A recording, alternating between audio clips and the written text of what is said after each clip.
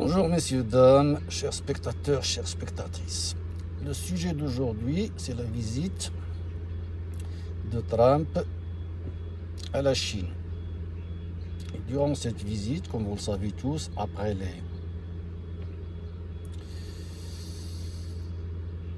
les protocoles de l'arrivée, et le dîner et tout ça, il y a les discours des deux dirigeants des deux pays. Et le discours de Xi Jinping, le président chinois, a fait passer un grand message à M. Trump, indirectement. Mais son message, il est vraiment d'une sagesse inouïe. Il va lui faire rappeler, pas que à lui, à la délégation qui l'accompagnait, et tous les hommes d'affaires américains, parce que c'était une grande délégation. Hein. Il a ramené avec lui tous les grands patrons et tous ses ministres. Et dans ce discours, le président chinois va faire rappeler aux dirigeants américains le piège de Thucydide. Si j'arrive bien à la prononcer, mais vraiment... le piège de Thucydide. Ce piège de Thucydide nous rappelle la destruction de Athènes et de Sparte. Je vais faire un petit rappel sur l'histoire de cette destruction entre Athènes et Sparte.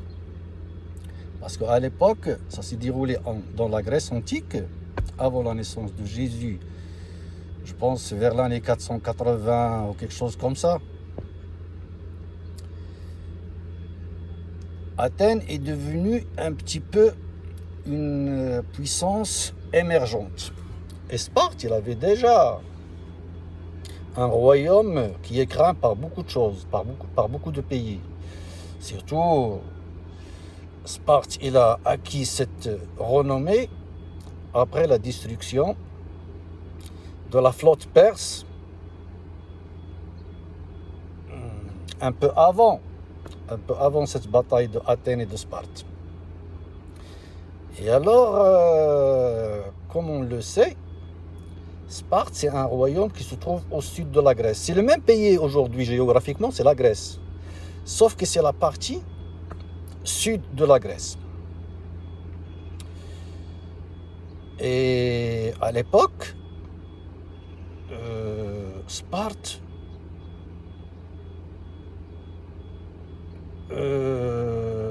était beaucoup plus dominante au niveau de la Méditerranée, on va dire. Sauf que Athènes commence à émerger, à avoir une flotte qui était pas mal, qui était vraiment conséquente par rapport à l'époque. Et alors le président Xi Jinping a fait passer ce message indirectement avec une sagesse, mais vraiment, qui a laissé tout le monde bluffé. Et si vous avez remarqué, tous les médias en parlent aujourd'hui. Comme quoi, il fait rappeler Trump à l'ordre à travers ce message. Si vous ne vous mettez pas d'accord avec nous, et si vous continuez dans cette ligne-là de destruction de l'Iran, ça pourrait faire éclater quelque chose que personne ne veut. Personne ne veut. Parce que comme on le sait, la Première Guerre mondiale, elle a commencé avec une petite étincelle. C'était l'assassinat d'un prince du royaume du royaume de l'Autriche et la Bulgarie. À l'époque, c'était la Bulgarie et l'Autriche, c'était un même royaume. Après, on a eu la Première Guerre mondiale. Il y a beaucoup de pays qui se sont mis parce que chacun il avait des amis. Et alors, ça a provoqué un désastre. Et on sait tous les conséquences de la Première Guerre mondiale. Quasi 20 millions de morts. La Deuxième Guerre mondiale aussi, il est arrivé sur un truc qui ressemble à aujourd'hui. Cette guerre de l'Iran.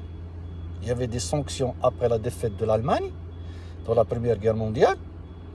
Il y avait beaucoup de sanctions et les Allemands étaient obligés de rembourser les frais de la guerre euh, à ceux qui ont gagné la guerre, la France, l'Angleterre et tout ça.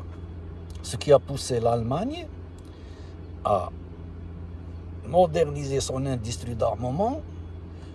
Et dans la tête de Hitler, c'était la vengeance. C'était la vengeance de la Première Guerre mondiale. Et tout le monde le sait, ça. Et même les Allemands, à l'époque,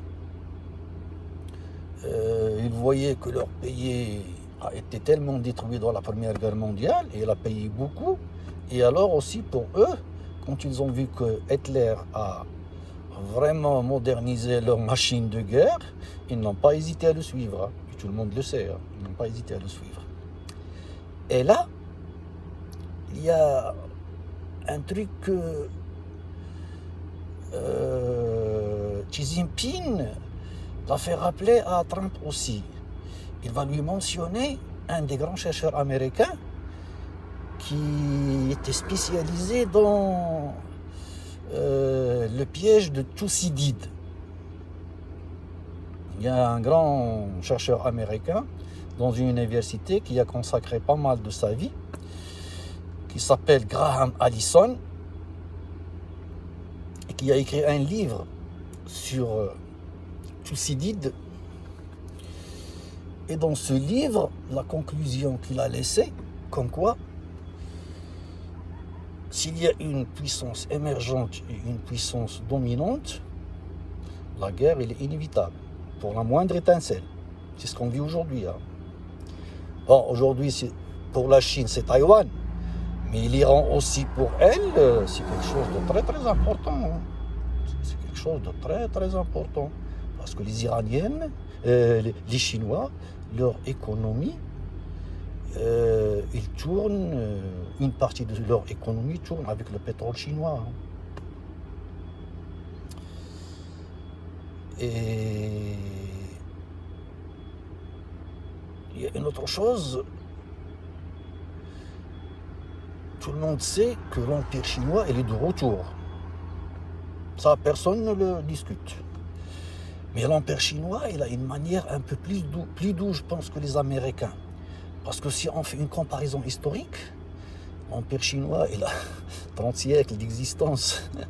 Les États-Unis, il a 250 ans. Même le roi d'Angleterre, il l'a fait rappeler à Trump. Réveillez-vous, vous n'avez pas beaucoup d'histoire comme les autres peuples, l'Angleterre, la France, la Chine. Ça, c'est des pays qui ont beaucoup d'histoire. C'est pas des pays de 200 ans, 300 ans. C'est bien que c'est des pays vraiment qui sont ancrés dans l'histoire. Et la Chine, elle a cette manière douce de faire le commerce. Parce que comme elle a une grande population, c'est plus important pour elle de faire du commerce et que tout le monde soit bien. Et on voit bien que le niveau des Chinois aujourd'hui, il a vraiment bien augmenté. Il a vraiment bien augmenté. Ça, personne ne peut le nier. Les Chinois, au bout de 20 ans, ils sont passés d'un revenu annuel de 3 000 euros à 20 000 euros, je pense, ou 15 000 euros aujourd'hui. On sait bien que les Américains, ils sont toujours à 90 000, 100 000. Le revenu annuel d'un Américain et d'un Chinois, il reste toujours... il y a un décalage, mais vu la population et le nombre de la population, on sait bien que les Chinois, ils sont de retour. Et M. Xi Jinping, en passant ce message à Trump, puis pour moi, Trump, je pense qu'il ne va pas comprendre ça sur la table le même soir. Je pense que c'est après le dîner que ses conseillers vont lui expliquer ça. Parce que Trump, c'est un homme de béton et de couvert et de lit. On sait bien qu'il a un hôtel et on sait bien qu'il est un promoteur d'immobilier. Donc dans sa tête, il y a quoi? Il n'y a que les mètres cubes de béton et les couverts et les lits et les chambres d'hôtel. Et j'espère que ses conseillers vont lui bien tirer l'oreille, comme on dit chez nous. Comme quoi, il faut qu'on rentre chez nous et qu'on fait une réflexion par rapport à cette guerre qu'on fait en Iran, parce que le Chinois, il est toujours en embuscade. Comme je vous ai dit, le Chinois il est toujours en embuscade. Parce que là, dernièrement, on voit que la Russie, elle est en guerre, les États-Unis, elle est en guerre. Donc, les Chinois, ils ont la porte tellement ouverte pour devenir la première puissance mondiale. Hein. Et tout le monde le dit, parce que si les États-Unis vont se détruire dans cette guerre du Golfe Persique avec les Iraniens, même s'il va détruire l'Iran et tout ça, mais ça a un coût. Ça a un coût. Quand tu fais une guerre, les conséquences, pour revenir à ta puissance d'avant, il te faut du temps. Et c'est ce qu'il faut pour les Chinois. Hein. Les Chinois attendent que ça. Parce que plus ils gagnent du temps, plus ils vont devenir plus forts. Et j'ai voulu faire ce vidéo pour signaler ça à tout le monde, d'une manière un peu plus simple. Là. Je suis ni journaliste, ni... pour que tout le monde comprenne le piège de Thucydide, que maintenant tous les médias ils sont en train de décortiquer pour l'expliquer à la population. Et j'espère que cette analyse vous plaît. Et n'oubliez pas de mettre dans les commentaires votre avis. Et je salue tout le monde et bonne journée.